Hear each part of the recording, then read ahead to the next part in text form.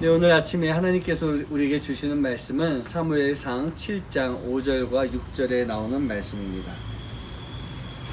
사무엘이 이르되 온 이스라엘은 미스바로 모이라. 내가 너희를 위하여 여호와께 기도하리라 하매 그들이 미스바에 모여 물을 길어 여호와 앞에 붓고 그날 종일 금식하고 거기에서 이르되 우리가 여호와께 범죄하였나이다 하니라. 사무엘이 미스바에서 이스라엘 자손들을 다스리니라. 아멘.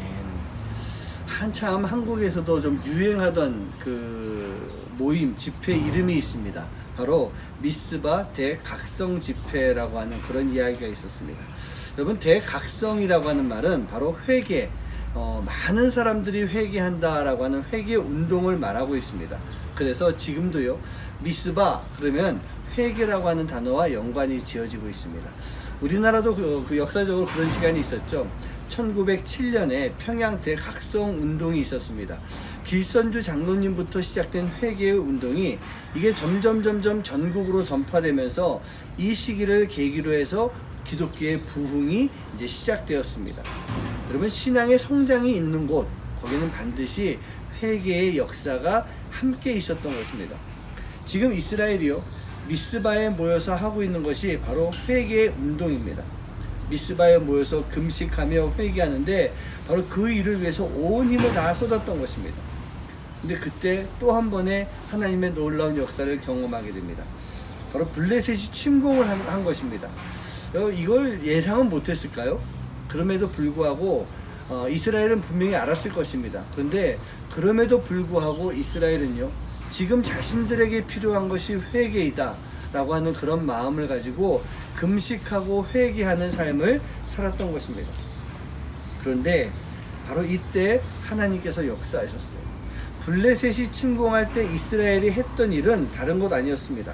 바로 사무엘을 통해서 하나님께 구하여 주십시오, 우리를 도와달라고 구하여 주십시오 라고 하는 그런 마음을 가지고 요구하게 됩니다. 어떻습니까? 많이 달라지지 않았습니까? 예전 같으면 이러한 상황 속에서 이스라엘 민족이 하나님을 의지하는 것이 아니라 어쩌면 또 한 번 언약궤를 찾았을지도 모르겠습니다. 그러나 이스라엘이 하나님을 의지하고 기도할 때, 또 사무엘을 통해서 하나님 앞에 간절하게 구할 때 하나님은요, 하나님의 역사로 블레셋을 물리쳐 주십니다. 그리고 블레셋에게 빼앗겼던 땅들도 다시 다 찾을 수 있도록 만들어 주셨습니다. 여러분, 전화위복이란 말 아시죠?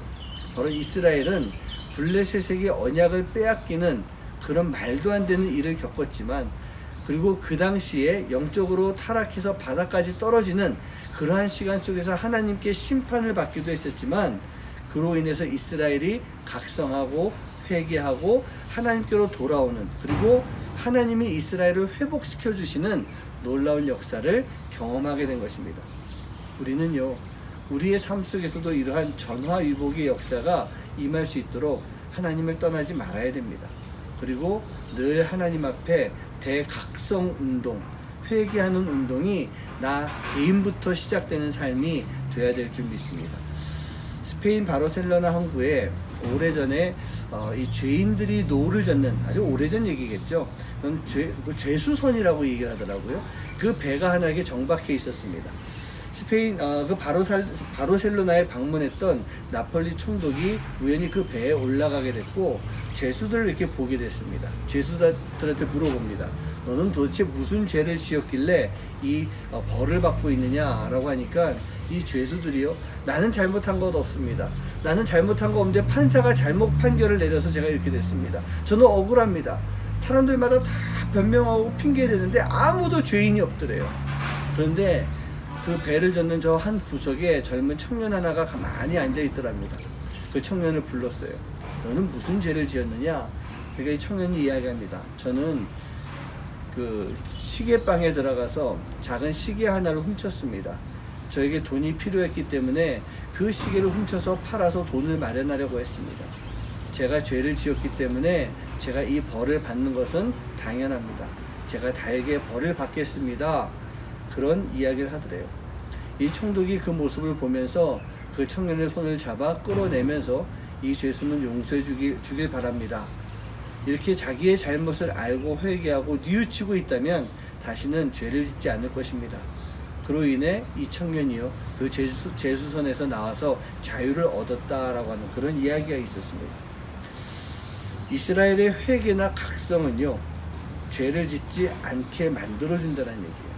물론 이스라엘이 이후에 또 범죄하게 됩니다. 그러나 우리가 하나님 앞에 회개할 때 하나님은 우리를 올바른 길로 가도록 만들어 주십니다. 그리고 우리가 하나님만 바라보며 나아갈 때 우리는 죄를 짓지 않고 살아갈 수가 있게 되는 것입니다. 그 시작이 무엇이라고요? 회개로부터 시작이 될 줄 믿습니다. 오늘 여러분 마음 가운데 진심으로 각성하는 삶을 살아갈 수 있는 여러분 한 분 한 분 되시기를 주님의 이름으로 간절히 축원합니다. 어떻게 하는 것이 회개하는 것일까요? 여러분 우리 마음 가운데 지금 내 삶 가운데 회개할 것이 있지 않습니까? 그렇다고 한다면 오늘 하나님 앞에 회개하는 마음으로 기도하고 하루를 시작해 볼 수 있는 여러분들 되시기를 주님의 이름으로 간절히 축원합니다. 기도하겠습니다.